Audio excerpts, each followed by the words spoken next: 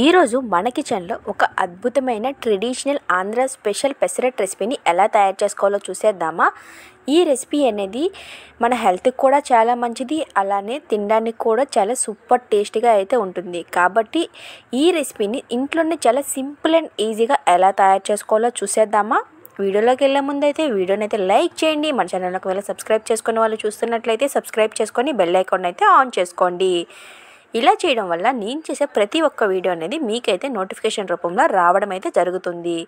Hi, this is Shirisha. Welcome back to our channel cooking with Shirisha. ముందుగా ఒక పాత్రనైతే తీసుకోండి.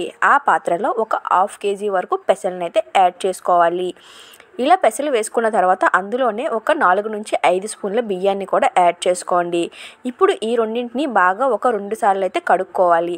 ఇలా కడిగిన తర్వాత ఇప్పుడు ఇందులోనే కొంచెం వాటర్ని అయితే యాడ్ చేసుకొని ఒక 4 to 5 hours అయితే నానబెట్టుకోవాలి. ఇలా నానిన తర్వాత ఇప్పుడు ఏదైనా ఒక మిక్సర్ జార్లో దానికి సరిపడినంత పప్పునైతే తీసుకొని ఇప్పుడు అందులోనే పచ్చిమిర్చిని అయితే యాడ్ చేసుకోవాలి. పచ్చిమిర్చి అనేది 1/2 kg వరకు మనం పెసరపప్పునైతే యాడ్ చేసి నానబెట్టాం కదా, దానికైతే ఒక 10 నుంచి 12 పచ్చిమిర్చి అయితే సరిపోతుంది. మీరు కొంచెం స్పైసీ తినే వాళ్ళైతే 12 వరకు వేసుకుంటే చాలు. ఇప్పుడు ఇందులోనే నేనైతే ఒక 10 వరకు అయితే పచ్చిమిరపకాయలను అయితే యాడ్ చేసుకుంటున్నాను. ఇలా పచ్చిమిరపకాయలు యాడ్ చేసుకున్న తర్వాత ఇందులోనే కొంచెం ఒక 4 నుంచి 5 చిన్న చిన్న ముక్కలు ఉన్న అల్లాన్ని కూడా యాడ్ చేసుకోవాలి. ఇప్పుడు ఇందులోనే కొంచెం జీలకర్రని కూడా యాడ్ చేసుకొని ఈ 4ని కూడా బాగా అయితే గ్రైండ్ చేసుకోవాలి. ఇదనమాట మెత్తటి పేస్ట్ లాగా అయితే అయిపోవాలి. ఇలా మొత్తం మీ దగ్గర ఉన్న పప్పు మొత్తాన్ని అయితే గ్రైండ్ చేసుకొని ఏదైనా ఒక పాత్రలో అయితే యాడ్ చేసుకోవాలి. నేను వీడియోలో ఎలా చెప్తున్నానో అలానే ఫాలో అవ్వండి. చాలా సింపుల్ అండ్ టేస్టీగా ఇంట్లోనే చాలా సింపుల్గా అయితే ప్రిపేర్ చేసుకోవచ్చు. కాబట్టి వీడియోని ఎక్కడ స్కిప్ చేయకుండా ఎండ్ వరకు అయితే చూడండి. చూసారు కదా, ఈ విధంగా అయితే మొత్తం అయితే గ్రైండ్ చేసేసి ఒక పాత్రలో వేసేసాము. ఇప్పుడు ఇందులోనే దీనికి సరిపడినంత సాల్ట్ని అయితే యాడ్ చేసుకొని బాగా మిక్స్ చేసుకొని పక్కనైతే పెట్టుకోండి. ఇప్పుడే మనం ఈ పెసరట్ రెసిపీతో ఒక అద్భుతమైన చట్నీని అయితే చేసుకోబోతున్నాం. కాబట్టి ఈ రెసిపీని కూడా ఎండ్ వరకు అయితే చూడండి, ఎందుకంటే ఇదే అసలైన మెయిన్ పాయింట్.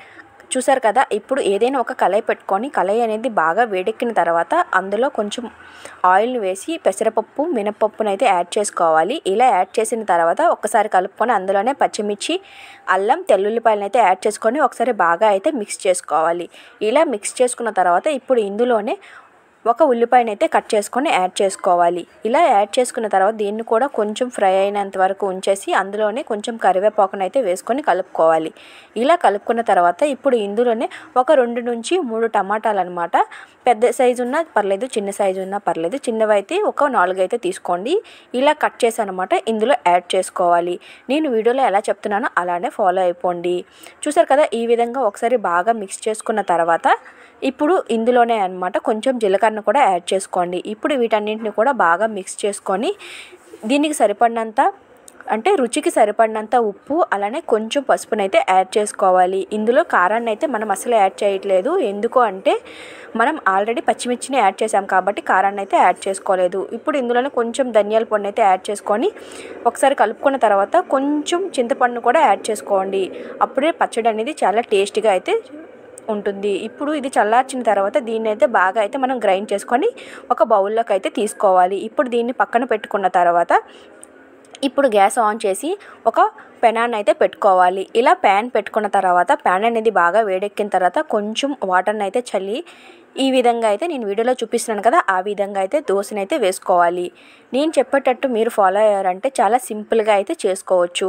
చూస్తున్నారు కదా, పెనం అనేది బాగా వేడెక్కింది. ఇప్పుడు నేను ఈ విధంగా అయితే దోశని అయితే వేస్తున్నాను. మీరు కూడా ఈ విధంగానే ఫాలో అయిపోండి. ఇలా దోశ వేసిన తర్వాత ఇప్పుడు ఇందులో మనం నూనె కానీ నెయ్యి కానీ లేదంటే బటర్ కూడా యాడ్ చేసుకోవచ్చు. కాబట్టి మీకు ఏది కంఫర్ట్గా ఉంటే దాన్ని అయితే యాడ్ చేసుకోండి.